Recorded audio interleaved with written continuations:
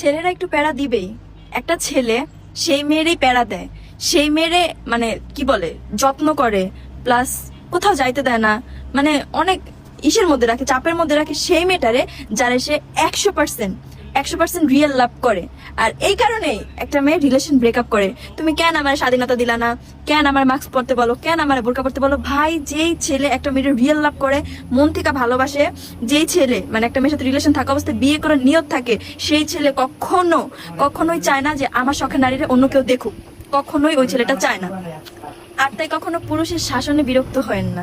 কোনো পুরুষ চায় না যে তার শখের নারীরা কেউ দেখুক। যে ছেলে আপনাকে 100% রিয়েল লাভ করে, সেই আপনাকে কোনো ছেলের সামনে যাইতে দিবে না, কোনো কাজিন, কোনো খালতো ভাই কারোর সাথে কথা বলতে দিবে না।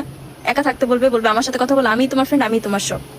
ওহে নারী, তুমি পুরুষের শাসনে বিরক্ত হলো না, কারণ একটা পুরুষ জানে আর একটা পুরুষের নজর ঠিক কতটা পরিমাণের খারাপ। সো বয়ফ্রেন্ডের সব কথা পালন করো অক্ষরে অক্ষরে, আর ভাই আপুকে মেনশন দেওয়া যান।